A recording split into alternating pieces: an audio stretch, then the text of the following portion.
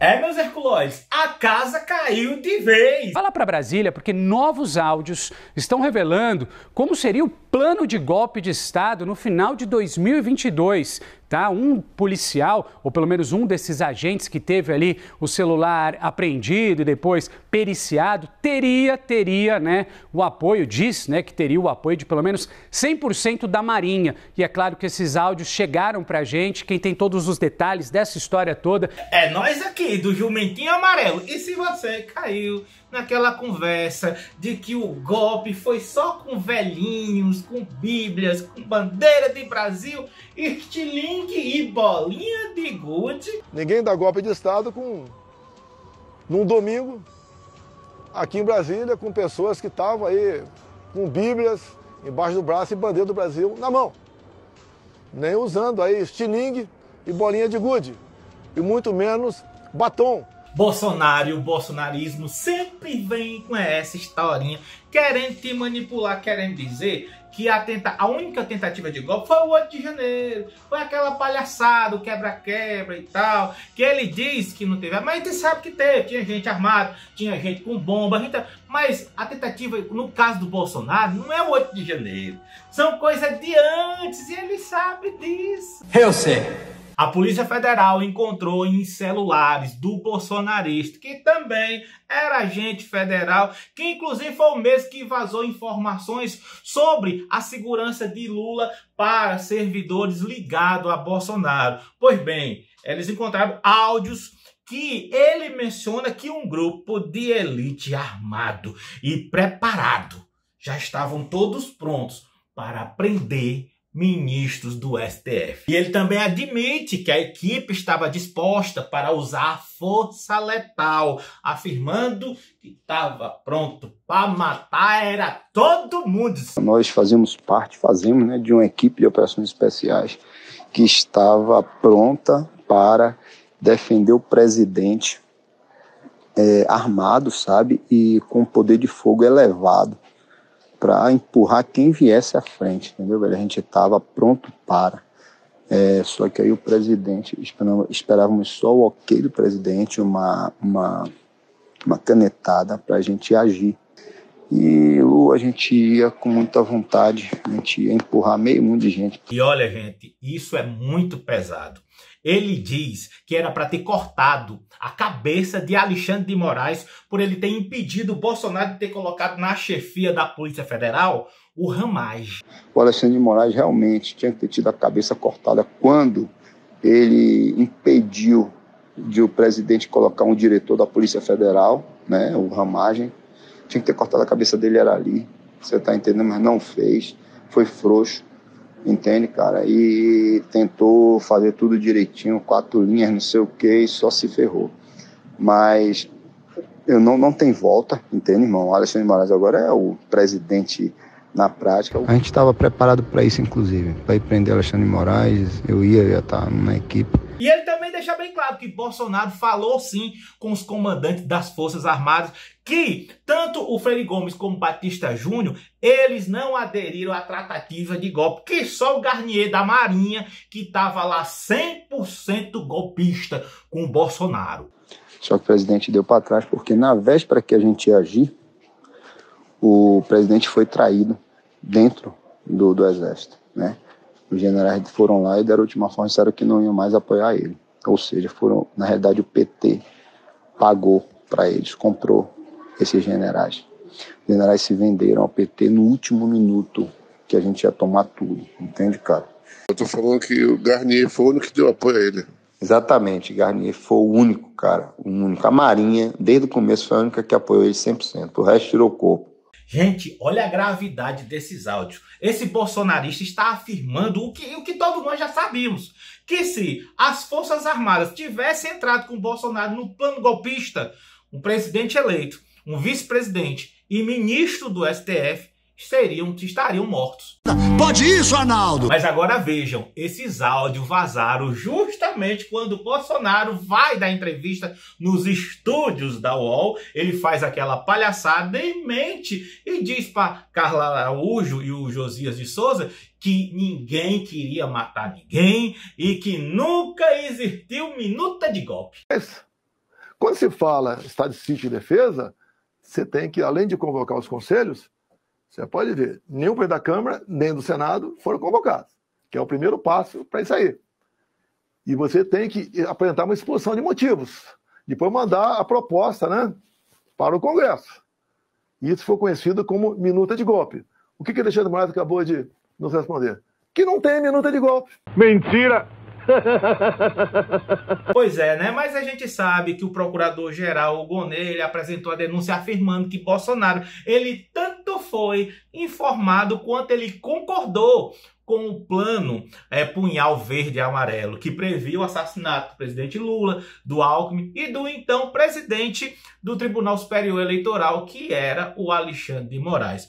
E o plano foi descoberto justamente na operação da Polícia Federal, o contragolpe, né? Que veio ali de novembro do ano passado. E Bolsonaro sabe disso, ele recebeu a denúncia, teve acesso aos autos do processo, mas fica aí se fazendo de doido, dizendo que não tem prova nenhuma contra mim, cadê as provas? A única prova é a delação que torturaram o Cid. Gente, ele disse para todo o Brasil que ele mesmo imprimiu a minuta que ele disse que não existe. A imprensa anunciou, encontraram a minuta de golpe do Anderson na mesa do Bolsonaro. Sim!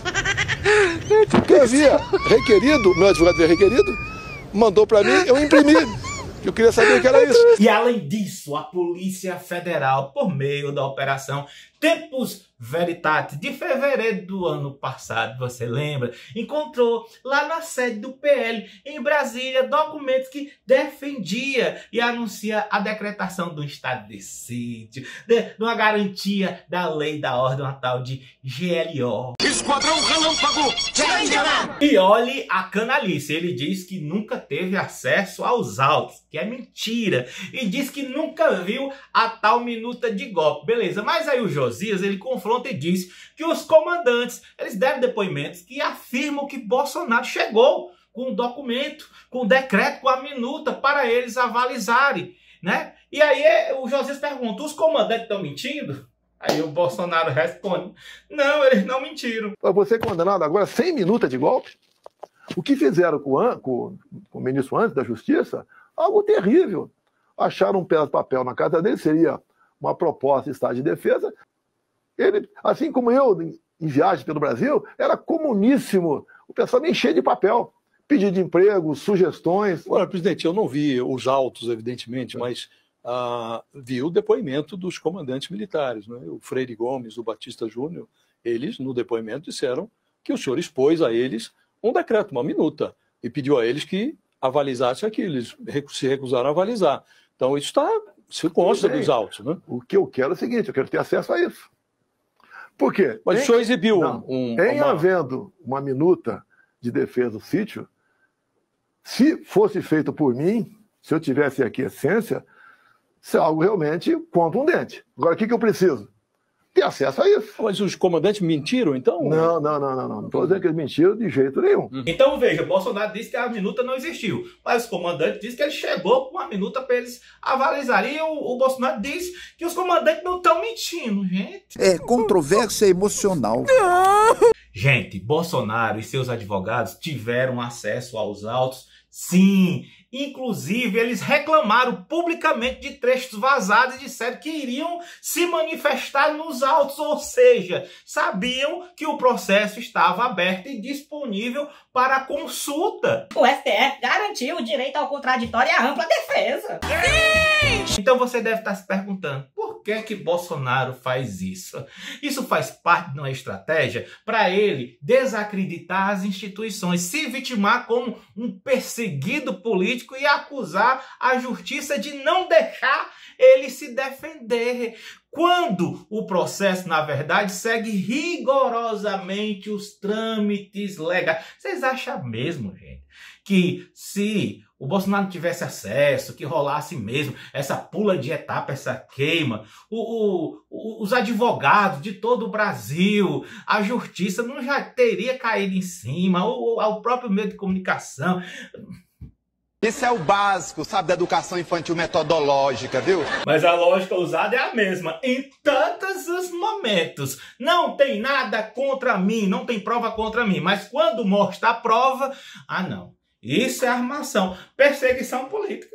É isso aí! E entrando nessa onda de copia, mas não faz igual, a Carla Zambellita já deu entrevista hoje, um dia depois que ela foi condenada a 10 anos de prisão. Pois é, aí ela diz que a única prova que tem contra ela foi um documento que é achado no meu celular, que é igual ao que estava lá no hacker do Delgatti, viu? Mas que isso não é prova, porque esses documentos que ele tinha, que era lá aquele pedido de prisão do Alexandre de Moraes, que foi hackeado lá, não?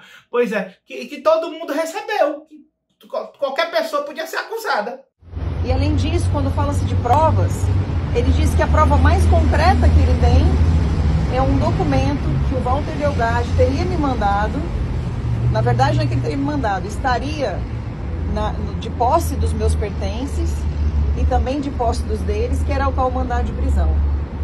Eu vou pedir para os senhores lembrarem, né, tentarem puxar pela memória, se algum de vocês recebeu esse mandado de prisão no WhatsApp de vocês, etc., quando viralizou esse assunto. Todo mundo recebeu. Quem tem qualquer tipo de ligação com política deve ter recebido. Então, como é que a única prova para me acusar 10 anos de cadeia tenha sido um documento pós-fato, não antes do fato, mas pós o fato, de um documento que várias pessoas tinham em seus celulares? Então, e não é prova, isso não é uma prova cabal de que eu tenha participado. Pura mentirinha. Ela quer passar a ideia de que não teve relação direta com a criação desse documento e que é só mais uma vítima que estava só compartilhando uma fake news, a sua liberdade de expressão, e que essa prova é juridicamente fraca, quando na verdade existem provas de que a pistoleira contratou o hacker, o Walter Delgatti Neto, que ele mesmo afirmou em delação premiada, a não ser que ela alegue que ele foi torturado igual o Cid. Pois é, e ele diz que ela foi que apresentou ele aos assessores de Bolsonaro, que esses assessores incentivaram ele a invadir sistemas, e que foi a Carla Zambelli que encomendou a criação desse documento, desse mandado de prisão falso contra o Alexandre de Moraes, que simulava ter sido emitido lá pelo Conselho Nacional de Justiça. No bicho! Gente, os peritos federais são cientistas da computação, são engenheiros, os caras manjam dos babados. Então, não foi só um documento isolado, os caras sabem que eles encontraram metadados, um rastro digital que ligam o Delgatti a ela e essa estambação toda. Mas, se você é novo aqui no canal, olha, se inscreve, já curte, já compartilha. E deixa eu te dizer, a gente pega a notícia, aí bota o contexto histórico, filosófico, geopolítico, bota uma pitadinha assim de humor, junto com o direito penal constitucional, viu? Mas vem que vale a pena, e ainda na mesma onda de copia, mas não faz igual. Tá na moda agora dizer que, olha, eu não posso ser preso porque eu vou morrer, eu sou doentinho, eu tenho problemas, eu não posso, eu tenho que ficar em casa, é a prisão. Bem, ela foi no mesmo esquema, eu vou morrer na prisão. Se houvesse a condenação, seria praticamente condená-lo. Para mim é pena de morte. Pena de morte política. Política e física também, porque eu entendo que eu não tenho mais condições de encarar um presídio aí na situação que estão essas pessoas humildes presas aí, sem crime. Eu sigo lei, eu sigo ordem judicial. Se acontecer de ter a prisão, eu vou me apresentar para a prisão.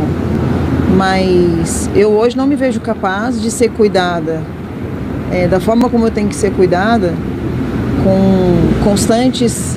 Eu estou pegando vários relatórios dos meus médicos e eles são unânimes em dizer que eu não sobreviveria na cadeia.